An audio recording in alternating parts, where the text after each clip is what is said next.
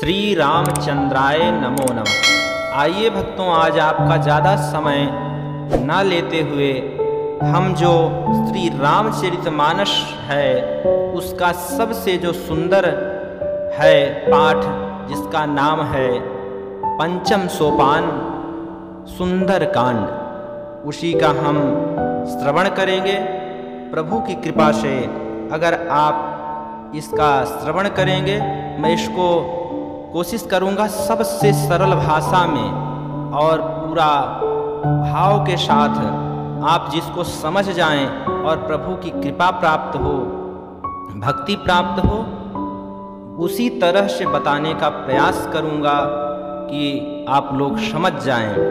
और जो लोग बोल रहे हैं कि इसको सुनने से क्या होता है, इसको सुनने से वही होता है जो हनुमान जी को प्राप्त हुआ। हनुमान जी को इसी भक्ति को करने से उनको आज आप अजर अमर देख रहे हैं और आज भी वो यहाँ पर विद्यमान हैं, आप लोग जिनकी पूजा कर रहे हैं। वही चीज़ आपको भी अष्ट सिद्धि नवनिधि के दाता असबर दीन जानकी माता, इसी तरह से आपको भी प्रभु श्री राम और माता जानकी की कृपा प्राप्त हो जाएगी।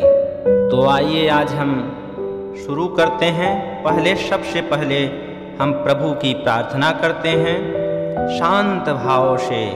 शांत शाश्वत अप्रमेय प्रमाणों से परे जो हैं, निष्पाप मोह रूप परम शांति देने वाले ब्रह्मा शंभु और शेष जी, शिव जी निरंतर जिनकी वंदना करते रहते हैं, जो सर्वव्यापक देवताओं में सबसे बड़े माया के प्रमुख प्रभु, दीन दयाल समस्त पापों को नष्ट करने वाले, करुणा के भंडार, रघुकुल में श्रेष्ठ तथा सभी राजाओं में मणि के समान कहे जाने वाले जगदीश्वर प्रभु की मैं वंदना करता हूँ। ऐसे नारायण को मैं प्रणाम करता हूँ।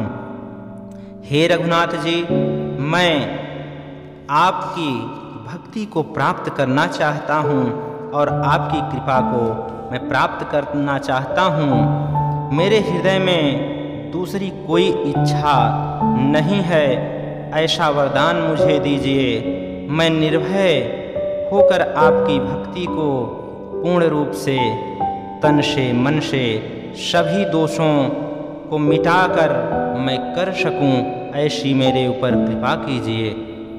उसके बाद श्री राम जी के परम भक्त श्री हनुमान जी की प्रार्थना करिए, हृदय में स्मरण करिए।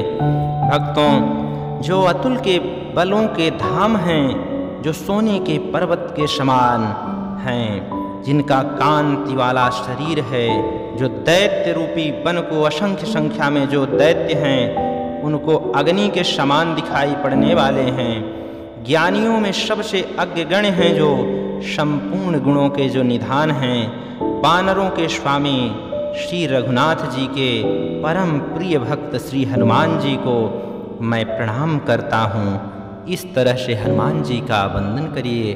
भक्तों, श्रोतागणों, इस तरह से भाव रखकर इस मेरी कथा को आप श्रवण करें। निःसंदेह मैं कह रहा हूँ, आपको प्रभु की भक्ति जरूर ही प्राप्त होगी, क्योंकि इस कथा के श्रवण में हनुमान जी जरूर ही उपस्थित हो जाते हैं। ऐसा पुराणों में वर्णन है, रामचरित सुनबे को रसिया। हमारे प्रभु श्री हनुमान जी राम के चरित्र को सुनने के बहुत बड़े रसिक हैं। तो आइए हम भी प्रभु का वही चरित्र आज सुनते हैं। जाओ मंत के वचन को सुनकर हनुमान जी के हृदय को बहुत ही अच्छा लगा कि हे भाई, तुम लोग दुख सहकर कंदमूल फल खाकर अपना समय व्यतीत करना। कब तक? जब तक मैं सीता जी को देखकर लौट ना आऊं। काम अवश्य होगा, क्योंकि मुझे बहुत ही हर्ष हो रहा है, ऐसा जाओ मंत जी कह रहे हैं। यह कहकर और सबको मस्तक झुकाकर प्रणाम करके हृदय में श्री रघुनाथ जी को धारण करके हनुमान जी के साथ जाओ मंत्र जी और हनुमान जी चले भक्तों।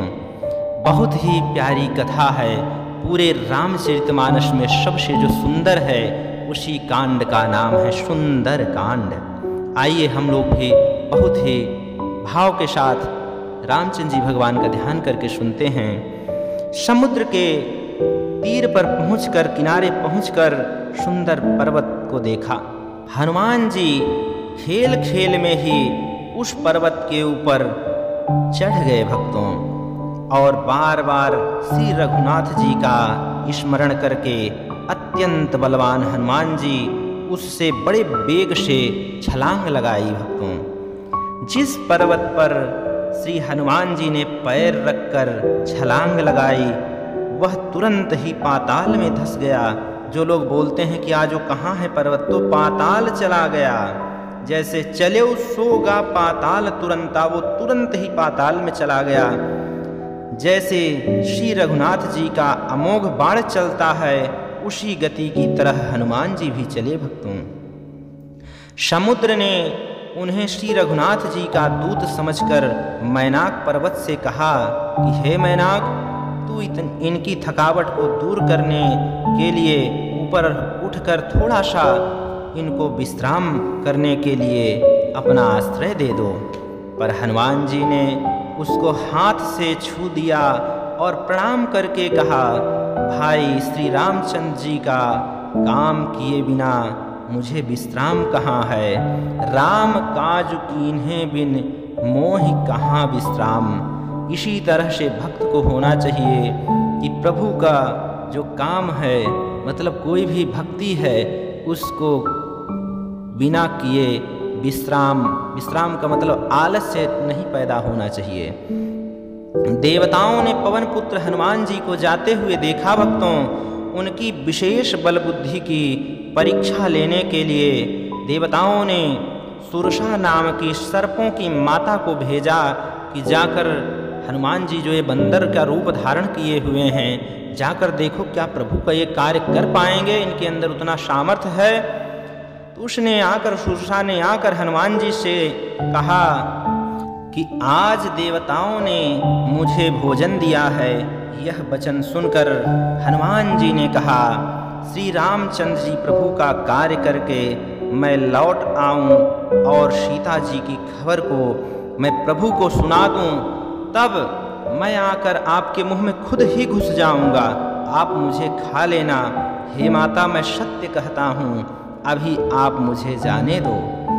जब किसी भी उपाय से सुरसा हनुमान जी को नहीं जाने दिया, तब हनुमान जी ने बोला कि ठीक है, फिर आप अपना प्रयास करके देख लीजिए, मुझे खा लीजिए। सुरसा ने योजन भर, मतलब 4 कोश, योजन का मतलब होता है 4 कोश का मुंह फैलाया। तब हनुमान जी ने अपने शरीर को उससे दुगना बढ़ा लिया और सुरसा ने 16 योजन का मुख कर दिया भक्तों। हनुमान जी तुरंत ही 32 योजन के हो गए। जैसे जैसे सुरसा मुख का विस्तार करने लगी, हनुमान जी उससे दुगना रूप दिखाते चले गए। उसने 100 योजन का अपना 400 कोस का मुख खोल दिया। तब हनुमान जी बहुत से छोटा रूप धारण कर लिया। भक्तों, यही बताना चाह रहा हूँ कि अगर आपका कार्य हो रहा है तो अपना छोटा बन जाने में कोई, हनुमान जी तुरंत ही छोटा बन गए, उसी तरह से बन जाने में कोई बुराई नहीं है। और वे सुरसा के मुख में घुसकर तुरंत फिर बाहर निकल आए और सिर नवाकर जाने के लिए आज्ञा मांगने लगे। सुरसा ने कहा, मैंने आपके बुद्धि और बल का भेद पा लिया है। जिस कार्य के लिए देवताओं ने मुझे यहाँ भेजा था, तुम और आशीष दे रही है सुरसा भक्तों, तुम श्री रामचंद्र जी का कार्य करोगे क्योंकि तुम बल और बुद्धि के भंडार हो। यह आशीर्वाद देकर सुरसा चली गई। तब हर्षित होकर, प्रसन्न होकर हनुमान जी चल दिए भक्तों। समुद्र में एक राक्षसी, जैसे हनुमान जी आगे चलते हैं तो समुद्र में एक राक्षसी रहती थी। वह माया को जानती थी। वह माया करके आकाश में उड़ने वाले पक्षियों को, उनकी परछाई को पकड़ लेती थी जिससे जीव जंतु नहीं उड़ पाते थे और वह जल में गिर जाते थे और उन्हीं का भक्षण कर लेती थी, खा लेती थी। वह इस प्रकार हमेशा ही अपने पेट का भरण करती थी। वही छल उसने हनुमान जी के साथ भी किया। भक्तों, हनुमान जी ने तुरंत ही उसके इस कपट को पहचान लिया। पवन पुत्र धीर बुद्धि वीर हमारे हनुमंत लाल जी महाराज उसको वहीं पर मारकर समुद्र के पार पहुंच गए। भक्तों, वहां जाकर उन्होंने वन की शोभा को देखा। मधु पुष्प रसों से सुशोभित तमाम तरह के फूल के बगीचे हैं, भौरे गुंजार कर रहे हैं। अनेकों प्रकार के वृक्ष फल फूल सुशोभित हो रहे हैं। पक्षी और पशुओं के समूह को देखकर तो वे मन में बहुत ही प्रसन्न हुए। सामने एक विशाल पर्वत देखकर हनुमान जी सभी भय को छोड़कर उस पर दौड़कर चढ़ गए। शिव जी कह रहे हैं पार्वती जी से कि हे उमा, इसमें वानर हनुमान जी की प्रभुता न समझो। यह प्रभुता का प्रताप जो है ऐसा लग रहा है जो काल को भी आज खा लेगा, वह प्रभु श्री रामचंद्र जी का है। ऐसा शिव जी उमा जी से कह रहे हैं। हनुमान जी एक पर्वत पर चढ़कर उन्होंने लंका को देखा। बहुत ही बड़ा किला है और कुछ उसके बारे में कहा नहीं जा सकता है। इस तरह से वह अत्यंत ऊंचा है। उसके चारों ओर समुद्र हैं, सोने के दरवाजे और दीवारी बनी हुई है और उससे प्रकाश उत्पन्न हो रहा है। विचित्र मणियों से जड़ा हुआ सोने का बहुत बड़ा दरवाजा है। उसके अंदर बहुत से सुंदर सुंदर घर हैं, चौराहे हैं, बाजार है, सुंदर मार्ग हैं, सुंदर गलियां हैं, सुंदर नगर बहुत प्रकार से सजा हुआ। हाथी घोड़े खच्चर समूह तथा पैदल और रथों के समूह को कौन गिन सकता है। अनेक रूपों के राक्षस दल हैं। उनकी अत्यंत बलवती सेना है जिसका वर्णन नहीं किया जा सकता है। वन बाग उपवन बगीचा फुलवाड़ी तालाब कुआं और बावलियां सुशोभित हो रही हैं। मनुष्य नाग देवताओं और गंधर्वों की कन्याएं अपने सौंदर्य से मुनियों का भी मन को मोह लेने की क्षमता रखती हैं। ऐसा सुशोभित वहाँ पर माहौल है। कहीं पर्वत के समान विशाल शरीर वाले बड़े बलशाली मल्ल युद्ध के पहलवान गरज रहे हैं। वे अनेकों अखाड़ों में बहुत प्रकार से भिड़ते और एक दूसरे को ललकारते हैं। भयंकर शरीर वाले करोड़ों युद्धों को यत्न पूर्वक जीतने वाले बड़ी सावधानी से नगर की चारों दिशाओं की रक्षा करने वाले हैं, करते रहते हैं। कहीं दुष्ट राक्षस भैंसों को, मनुष्यों को, गायों को, गधों को और बकरों को खा रहे हैं। तुलसीदास जी इनका वर्णन इसलिए करना बहुत ज़्यादा महत्वपूर्ण नहीं समझा क्योंकि सब ये प्रभु श्री रामचंद्र जी के द्वारा उनके बाणों से मारे जाने के कारण ये शरीर को छोड़कर परम गति को प्राप्त होंगे। इसलिए गोस्वामी तुलसीदास जी बाबा इनके ऊपर ज़्यादा ध्यान नहीं दिए, इनके पापों के ऊपर। अगर आप लोग भी इस तरह का भक्षण करते हैं तो आपकी सद्गति नहीं होगी क्योंकि आपको श्री रामचंद्र जी प्रभु के द्वारा नहीं मारा जाएगा। इसलिए शास्त्र मना करते हैं। प्रिय भक्तों, आप जीव हत्या से दूर रहें तो मुझे बहुत खुशी होगी। यही शास्त्रों का भी मानना है। आइए हम आगे की कथा का श्रवण करते हैं। नगर के बहुसंख्यक रखवाले जो हैं, बहुत से रखवाले हैं, जिनको देखकर हनुमान जी मन में विचार किया कि अत्यंत छोटा रूप धारण कर लेता हूँ जिससे इनको दिखाई नहीं पड़ूंगा और रात के समय नगर में मैं घुसूंगा, अंदर जाऊंगा। हनुमान जी ने यह विचार करके मच्छर का रूप बना लिया, मच्छर के समान हो गए, बहुत छोटे से रूप धारण कर नगर रूप में एकदम घुसने के लिए भगवान श्री रामचंद्र जी को हृदय में धारण करके लंका की ओर चले। लंका के द्वार पर दरवाजे पर लंकनी नामक एक राक्षसी रहती थी। वह बोली, मेरा निरादर करके आप घुसे जा रहे हो, मेरे से बिना पूछे हुए। आज तक कोई इसके अंदर जा नहीं पाया है, आप कहाँ चले जा रहे हो? हे मूर्ख, तूने मेरा भेद नहीं जाना कि यहाँ पर जितने भी आज तक आए हैं मेरे से बिना पूछे, वो सब आज तक मेरे आहार हुए हैं, मेरे भोजन बने हैं। महाकवि हनुमान जी ने उसे एक घूंचा मारा, जिससे वह खून की उल्टी करती हुई पृथ्वी पर लुढ़क गई। भक्तों, ये ताकत है प्रभु के नाम की और उनके भक्त हनुमान की। वह लंकनी फिर अपने को संभाल कर उठी और डर के साथ हाथ जोड़कर विनती करने लगी।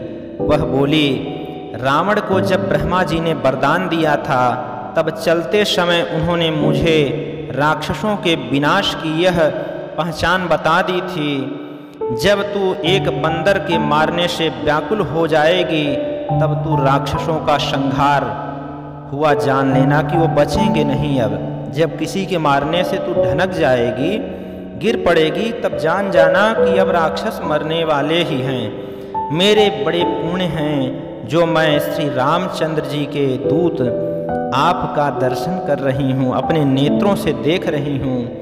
हे तात, अब ये सुख जो है, स्वर्ग और मोक्ष, सब सुखों को तराजू में रख दूं, पर एक पलड़े में इस सुख को रखा जाए तो जरूर ही ये पलड़ा मेरा भारी होगा। उस सुख के बराबर जो ये सुख प्राप्त हो रहा है, इसके बराबर वो सब कुछ भी नहीं है। स्वर्ग और मोक्ष कुछ भी नहीं है जो इस दर्शन मात्र से मेरे को आनंद प्राप्त हो रहा है और आपकी सत्संगति प्राप्त हुई है। अयोध्यापुरी में राजा श्री रघुनाथ जी को हृदय में रखे हुए नगर में प्रवेश करके सब काम कीजिए, उनके लिए ये विष अमृत हो जाएगा। जो यहाँ पर जितने विषता फैली हुई है, ये सब अमृत के समान बन जाएगा। शत्रु मृतता करने लग जाएंगे। समुद्र गाय के खुर के बराबर लगेगा, जैसे गाय के खुर में ही पूरा समुद्र समा जाए, इतना छोटा लगेगा प्रभु की कृपा से। अग्नि भी शीतल लगेगी कि आग भी शीतल ठंडी हो गई है प्रभु की अगर कृपा हो जाए जिसके ऊपर। और हे गरुण जी, सुमेरु पर्वत उनके लिए रज के समान है, प्रभु के लिए एक थोड़ा सा धूल के बराबर पर्वत है, जिसे श्री रामचंद्र जी ने एक बार कृपा करके देख लिया। तब हनुमान जी बहुत ही छोटा रूप धारण कर लिया और भवन में प्रवेश किया, भगवान का स्मरण करते हुए। भक्तों, इस तरह से लंकनी बोल रही है हनुमान जी को। प्रभु के बारे में सोचिए, उनको भी इतना पता था और आज हम मनुष्य होकर भी प्रभु के विषय में संदेह उत्पन्न करते हैं, तो ऐसी हम लोगों की कैसी मानसिकता हो रखी है। आज ये कथा इसीलिए इतने सरल भाषा में सुना रहा हूँ। चैनल को मेरे सब्सक्राइब करिएगा और आगे पूरी कथा को मैं सुनाऊंगा, इसलिए कुछ छूटने न पाए। सबसे पहले आप इस कथा का श्रवण करें। हनुमान जी ने सभी महलों को देखा, चारों तरफ खोजा, जहाँ तहाँ असंख्य योद्धाओं को देखा। फिर वे रावण के महल में गए। वहाँ अत्यंत विचित्र, सबसे अलग वो महल था जिसका वर्णन नहीं किया जा सकता। हनुमान जी उस रावण के शयन को देखा, परंतु महल में जानकी कहीं पर भी दिखाई नहीं दी। भक्तों, फिर एक सुंदर महल और दिखाई दिया। वह भगवान का एक अलग मंदिर प्रतीत हो रहा था, जैसे भगवान का कोई मंदिर हो, इस तरह वह महल दिखाई पड़ रहा था हनुमान जी को। वह महल श्री राम जी के आयुध से अंकित था। धनुष और बाण, आयुध मतलब होता है अस्त्र शस्त्र, धनुष और बाण के चिन्हों से अंकित था उसके दरवाजे पर। भक्तों, आप भी प्रभु के आयुधों को अपने दरवाजे पर लगाते हैं तो जरूर ही भगवान की कृपा आपके ऊपर प्राप्त होगी, ऐसा शास्त्रों में यहाँ पर बाबा ने, गोस्वामी जी ने लिखा है। जिसकी शोभा का वर्णन नहीं किया जा सकता है कि इस तरह से धनुष और बाण के निशान वहाँ पर बने हुए थे। वह नवीन नया कोई सुंदर तुलसी का वृक्ष वहाँ पर लगा हुआ था। समूह थे, तुलसियों के कई पेड़ थे, जिसको देखकर श्री हनुमंतलाल जी बहुत हर्षित हो गए और सोचने लगे कि लंका में तो राक्षसों का समूह स्थान है, यहाँ सज्जन साधु पुरुष का निवास कैसे हो सकता है? कहाँ से यहाँ सज्जन पुरुष आ गए हैं? हनुमान जी मन में इस प्रकार तर्क विचार करने लगे। उसी समय विभीषण जी सोकर जग गए और जगते ही उन्होंने श्री राम नाम का उच्चारण किया। हनुमान जी ने उन्हें पहचान लिया कि यही हैं भक्त जो प्रभु का स्मरण कर रहे हैं, और हृदय में हर्षित हो गए हनुमान जी महाराज और विचार करने लगे कि इनसे पहचान करने से मेरी कोई भी बुराई नहीं होगी और सज्जनों के पास जाने से हमेशा ही लाभ होता है, इसलिए इन सज्जन से मुझे पहचान करनी चाहिए। हनुमान जी ने विचार किया कि इनसे हट करके अपनी ओर से ही मैं पहले परिचय करूंगा, क्योंकि साधु से कार्य की हानि नुकसान नहीं होती है, इनसे हमेशा ही सज्जनों के जुड़ाव से लाभ होता है, इसलिए मैं अपनी ओर से ही मैं इनसे अपनी पहचान करूंगा। ऐसा विचार किया हनुमान जी ने और ब्राह्मण का रूप धारण करके हनुमान जी ने उन्हें वचन सुनाए, पुकारा। सुनते ही विभीषण जी उठकर वहां आए और प्रणाम करके कुशल पूछी और कहा कि हे ब्राह्मण देव, अपनी कथा समझाइए, मुझे बताइए कि आप कौन हैं, यहाँ पर किस लिए आए हैं? क्या आप हरि के भक्त में से कोई हैं? क्योंकि आपको देखकर मेरे हृदय में अत्यंत प्रेम उमड़ रहा है। अथवा क्या आप दीनों में प्रेम रखने वाले स्वयं श्री रामचंद्र जी ही हैं, जो मुझे बड़भागी बनाने के लिए, मेरे सौभाग्य का उदय करने के लिए घर बैठे ही दर्शन देने की कृपा कर दिए हैं? ऐसा विभीषण जी हनुमान जी से कह रहे हैं। तब हनुमान जी ने श्री रामचंद्र जी की सारी कथा कहकर अपना नाम बताया। भक्तों, सुनते ही दोनों के शरीर में पुलकित हर्ष होने लगा, खुशी हो गई, पुलकित हो गए और श्री रामचंद्र जी के गुण समूहों का स्मरण करके दोनों प्रेम और आनंद में मग्न हो गए। भक्तों, विभीषण जी ने कहा, हे पवन पुत्र, मेरी रहनी सुनो, मैं यहाँ किस तरह से रह रहा हूँ, जैसे दांतों के बीच में बिचारी जीभ होती है। हे हनुमान जी, मुझे अनाथ जानकर प्रभु श्री रामचंद्र जी क्या मेरे ऊपर कृपा करेंगे?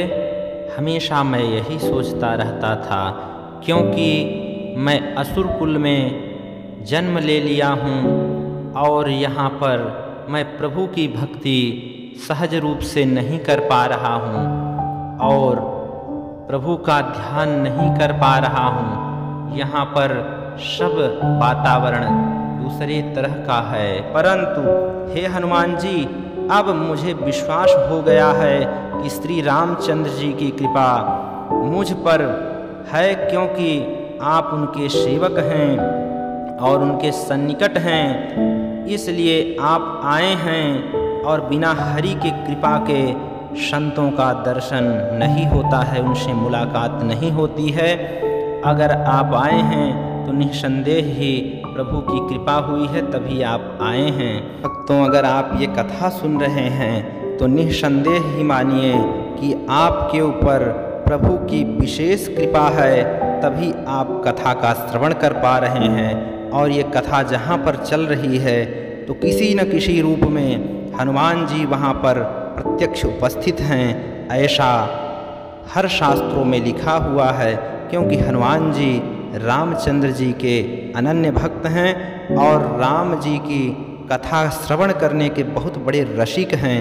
तो भक्तों, आगे की कथा मैं फिर से अगले पार्ट में सुनाऊंगा। आपको अगर कथा अच्छी लग रही है तो चैनल को अभी सब्सक्राइब कर लीजिए और जय श्री राम कमेंट में ज़रूर लिखें। मुझे बहुत खुशी होती है कि आप लोगों को कथा अच्छी लग रही है और मैं आगे भी कथा करने के लिए उत्साहित हो जाता हूं आप लोगों के इस कमेंट से और इस तरह का स्नेह दिखाने से। और आप सब्सक्राइब करते हैं उससे भी मेरे को बहुत खुशी होती है। और सब्सक्राइब किए रहेंगे तो आगे की कथा जब मैं डालूँगा तो सबसे पहले आप लोगों तक पहुंच जाएगी, जिससे आगे की भी कथा का श्रवण आप लोग पूर्ण रूप से कर पाएंगे और प्रभु की कृपा आप लोग प्राप्त कर पाएंगे। तो इन्हीं सब वाक्यों के साथ प्रभु का स्मरण करते हुए हम कथा को आज विश्राम दे रहे हैं। आगे की कथा आगे वीडियो में फिर सुनाएंगे। प्रभु आपका कल्याण करें। जय श्री राम, जय श्री हनुमान।